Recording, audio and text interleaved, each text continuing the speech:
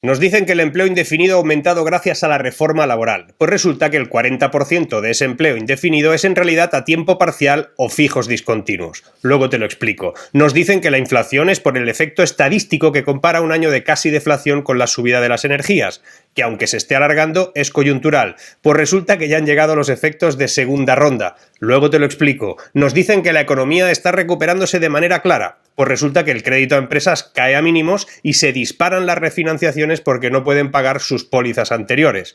Luego te lo explico. Nos dicen que no hay que preocuparse de momento por una subida de tipos de interés. Pues los halcones del Banco Central Europeo ya han comunicado que quieren que Lagarde empiece a subir este mismo año esos tipos de interés. Luego te lo explico. Nos dicen que la deuda es asumible, que se puede ir colocando con refinanciaciones periódicas. Pues hay que empezar a explicar que eso acabará con las opciones vitales de toda una generación nacida después de 1982. Nos dicen muchas cosas, pero este vídeo te va a contar otras. Quédate hasta el final por 3 razones. O 4. Una, porque al final del vídeo te cito hora y día para el primer directo. 2, porque hoy te voy a desmontar alguna de esas afirmaciones anteriores aportando algunas soluciones. 3, porque te voy a decir de qué van a ir los próximos vídeos. Y 4, porque lo de hoy también te interesa.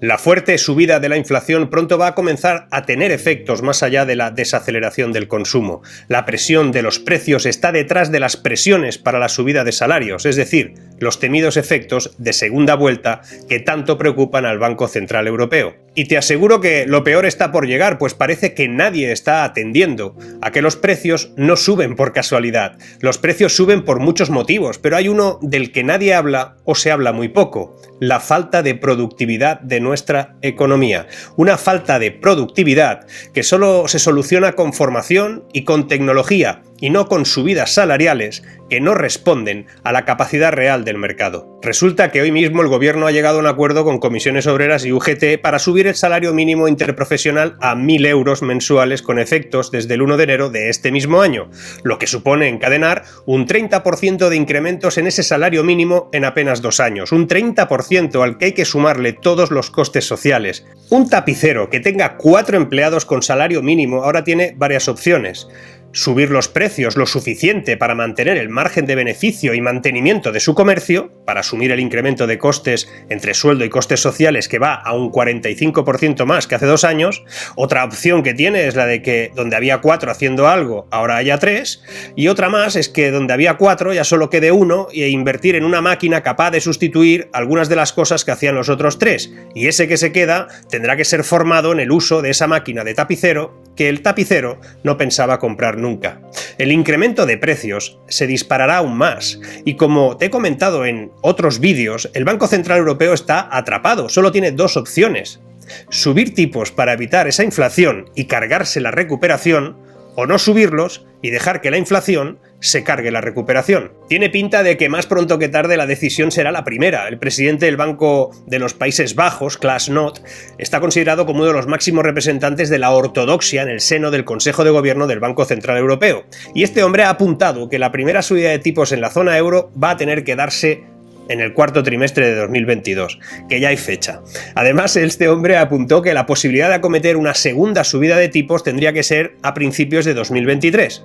O sea que ya tenemos fechas. Una subida de tipos de interés por parte del Banco Central Europeo supondría el primer incremento del precio del dinero en más de una década, ya que el último aumento fue en 2011, cuando el banco lo presidía Jean-Claude Trichet. El problema es que esta posible subida va a demostrar que Europa está atrapada. Se nos ha ido de la mano eso de imprimir dinero y el reparto previsto de ese dinero es una locura. La divergencia de la inflación entre países y la enorme deuda que se ha generado es un problema enorme. La primera tiene que ver con que, mientras que en algunos países la inflación supera el 12%, en otros las tasas están cercanas al 3%. Y con respecto a la segunda, el agujero de la deuda de algunos es enorme. El principal riesgo está relacionado con la sostenibilidad de la deuda en los distintos países, ya que los niveles de deuda han aumentado tanto en algunas economías de la eurozona que no se sabe qué podría pasar.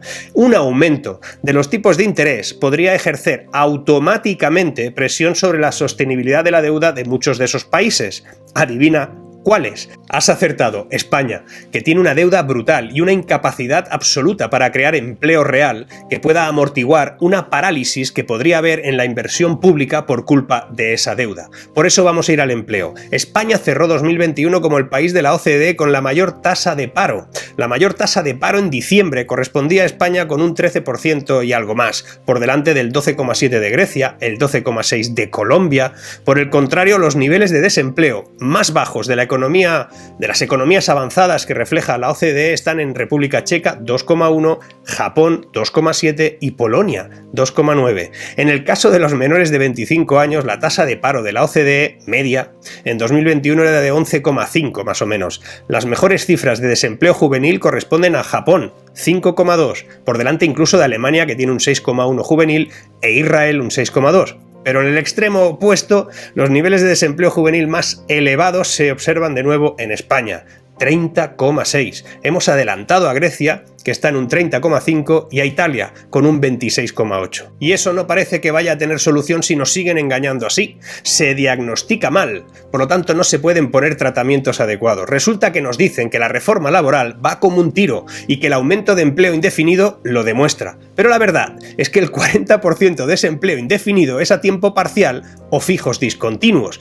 La precariedad, entendida como trabajar menos horas de lo que busca el propio trabajador, según lo define la propia EPA, sigue siendo absolutamente brutal. Y escucharás que la recuperación se ha iniciado, pero no es verdad. Seguimos en un rebote que se está calmando y que hasta 2024 no vamos a llegar al crecimiento que teníamos en 2019. 5 años. Dirás, ¿por qué dices eso? Pues porque hay muchos motivos. Mira, el último dato que ha reflejado el Banco de España sobre el incremento de caída de saldo de los créditos tanto a empresas como a familias indican que eso está en las peores cifras de toda la crisis. El crédito para las pymes sigue en caída libre, siendo este mes el peor de los últimos 4 años. Las refinanciaciones de las empresas no se están produciendo y el saldo total de la deuda ha caído un 6,8% en tasa interanual. El saldo medio de los créditos a empresas en 2009 era 130.000 millones más que hoy.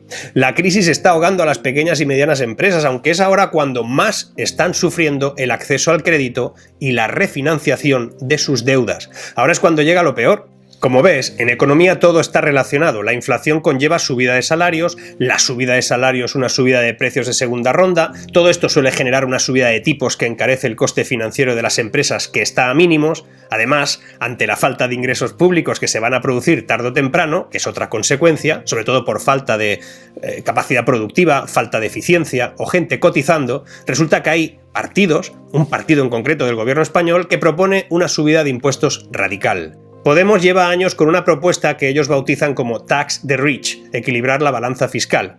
Entre las lindezas de esa propuesta destaca una serie de puñaladas al IRPF en base a las siguientes franjas. Las rentas entre 120.000 y 150.000 euros pagarán un 48% frente al 45% actual. Lo que va hasta los 300.000 abonarían un 50% frente al 45% actual. Y los que pasan de 300.000 tendrán un tipo impositivo del 52%. Quieren eliminar una serie de reducciones y aportaciones a los planes de pensiones a partir de 60.000 euros y así todo. Luego se echan a las manos a la cabeza de que quien puede trabajar desde su casa se vaya a Andorra. El problema de estas subidas impositivas, y aquí no te incluyo nada sobre los autónomos, ya te lo conté lo que supone en otro vídeo, es que esta gente cree que subir impuestos a gente con cierta capacidad adquisitiva no genera ningún problema, cuando lo único que hace es retraer la inversión, el consumo, y esos ingresos tributarios iniciales se convierten en menos a la larga. Subir impuestos porque sí, de un modo extractivo y sin visión global, no sale bien. Y si miramos de un modo global, veremos que los mayores perjudicados en segunda ronda, si me dejas decirlo así, serán los jóvenes, sin capacidad de contratación de calidad, sin inversión privada para mejorar la productividad y modernizar la economía. El futuro millennial es muy complicado. Seguimos relacionando. Ahora todo lo anterior lo vamos a vincular con el drama de los jóvenes. Todo está relacionado. Los jóvenes afrontan un enorme drama. Hoy no pueden acceder a una vivienda y mañana nadie les asegura que vayan a cobrar una pensión suficiente para cubrir sus necesidades. En otro vídeo les llamé la generación estafada. Alguien les dijo que estudiaran hasta los 30, que luego podrían tener un buen trabajo, pero la verdad es que su futuro va a ser muy complicado. En el futuro no habrá recursos para solucionar sus problemas. Lo que sabemos ahora es que los jóvenes no pueden comprar una casa. El 66% de los que trabajan tienen un contrato temporal y 1 de cada 3 de esos contratos duran menos de una semana. Así es imposible. La reforma laboral puede intentar solucionarlo, pero el problema es global. Los menores de 35 cobran una media de 1.465 euros brutos al mes. Brutos, casi la mitad que los mayores de 45. Si quisieran vivir solos, tendrían que destinar el 94% de su sueldo a una vivienda. Entre otras razones, esta es una por la que casi un 65% de los jóvenes todavía vive con sus padres. ¿Qué pensión les va a quedar con esto que están cobrando ahora si la mitad del tiempo se lo pasan en el paro o en empleos temporales? Pues los jóvenes cobrarán menos pensiones o tendrán que trabajar mucho más y jubilarse mucho más tarde para poder cobrar pensiones similares a las actuales, sin vivienda y con cotizaciones mínimas. ¿Qué futuro les espera? ¿Tendrán una pensión suficiente a los 70 años para hacer frente a una vida digna? Pues veamos. Ahora mismo, la tasa de dependencia de mayores de 64 años está en el 30%, es decir, que hay 3 trabajadores sosteniendo a cada pensionista. Pero conforme los baby boomers, nosotros, se vayan jubilando, habrá menos trabajadores para mantener a cada pensionista. Para 2050, los mismos 3 trabajadores ya no sostendrán a un pensionista, sino a 2. El Banco de España ya pronostica que la tasa de dependencia se va a disparar al 60% para entonces. Como habrá menos población activa y más jubilados, los empleados que haya en ese momento tendrán que esforzarse el doble para mantener las pensiones y serán los más jóvenes los que correrán con ese aumento de la presión más el alza de las cotizaciones de ahora. De todos modos, más que preocupados por quedarse sin pensión, los jóvenes deberían preocuparse por si lo que hacen ahora o lo que van a hacer dentro de un tiempo no lo vaya a hacer una máquina. Se acabó eso de ir a la escuela hasta los 20 y tantos y luego trabajar hasta que te jubilas. Habrá que pasar varias veces por la escuela y aprender a reciclarse continuamente. Habrá una diferencia notable entre los jóvenes sin formación continua y aquellos que se preparen constantemente para las necesidades futuras, como serán las materias de programación, inteligencia artificial, sostenibilidad energética, todo eso. Y eso se traducirá en diferencias en las pensiones de cada uno de ellos. Hay muy pocos países que lo estén teniendo en cuenta. Pocos están generando un ecosistema capaz de combinar una era tecnológicamente más humana. Sabemos que la inteligencia artificial tiene un tremendo potencial para hacerlo, para que seamos más productivos y hacerlo sin reemplazar a los humanos. Sin embargo, para ello es preciso adoptar un enfoque centrado en el ser humano. La formación, el cambio de modelo económico y laboral es imprescindible. Sin la voluntad política para cuidar de los que sí perderán el trabajo y capacitándolos para nuevas ocupaciones, el impacto de la automatización va a ser devastador. Y tras una crisis sanitaria como la que hemos vivido, ese desastre podría ser incluso superior. Y la última relación de la que te quiero hablar es el modo en el que todo lo anterior se vincula a la deuda. El nivel de deuda es una losa para las generaciones del futuro, por eso afecta a todo lo anterior. Una hipoteca que podría tener sentido si esa deuda se dedica a mejorar el capital humano, tecnológico, productivo. El problema es que nos estamos endeudando de una manera irresponsable para que la paguen nuestros hijos o nuestros nietos y que financia además un gasto que ahora mismo no significa que se esté preparando un futuro mejor. En 2022, el 37% del gasto público presupuestado por el gobierno va a ir a las pensiones, 171.000 millones de euros. En los próximos años el gasto en pensiones no va a dejar de aumentar y lo hará a pasos de gigante. 2023 marcará el pistoletazo de salida para la jubilación de casi 14 millones de baby boomers nacidos entre el 58 y el 77. El problema va a ser formidable.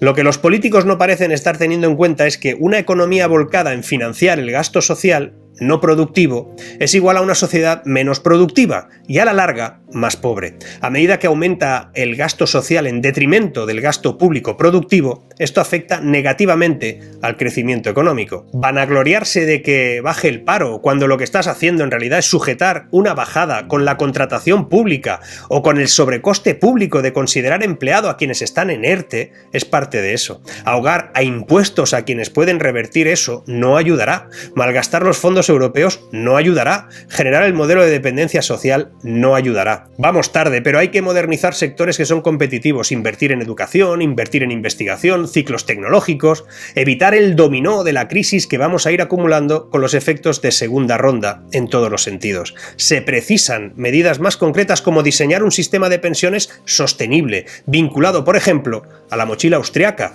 aumentar la productividad para luchar contra el coste del aumento de salarios, crear un entorno fiscal atractivo para poder invertir y recibir inversión, hacer públicos el mecanismo que se está utilizando para los fondos Next Generation y saber qué pasa con eso, apostar por la industria tecnológica capaz de ofertar lo que se necesita exactamente en Europa, estimular una banca moderna y reconvertirla a que no sea capaz de hacerlo, dinamizar una economía ecológica sin falsos discursos del verde por lo verde, diseñar un verdadero plan de implementación del 5G, para que no nos pille el toro otra vez, crear ya un nuevo modelo de turismo en busca de nuevos reclamos, una apuesta por la España vaciada, que no estaría de más, pero no como un eslogan, sino como un modelo de sostenibilidad social para una generación o generaciones que puedan ir a vivir a otros entornos a mejor precio, pero que les permita, a su vez, ofrecerse oportunidades profesionales, modular un sistema sanitario sostenible y convalidable con el sector privado. No pasa nada. Analizar un modelo de Estado que sea más equilibrado y sostenible, dejar de gastar en tonterías, que sean reales las ayudas directas para las empresas, para su internacionalización y entender que el mundo de la industria 4.0 nos está llevando a la 5.0 y para eso la inercia no sirve, que hay que actuar. Y bueno, como os decía al principio, dos cosas. Una, el primer directo va a ser mañana.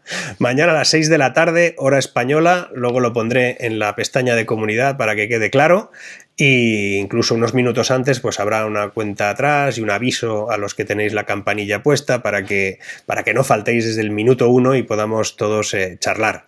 Va a ser un directo en el que iniciaré comentando algunas noticias que sean interesantes y a medida que vosotros vayáis preguntando, pues yo lo que haré pues será ir contestando y bueno, tener una horita de feedback y de estar ahí los unos con los otros y así pues de alguna manera pues más directo. Recuerdo, mañana a las 6 de la tarde. Mañana es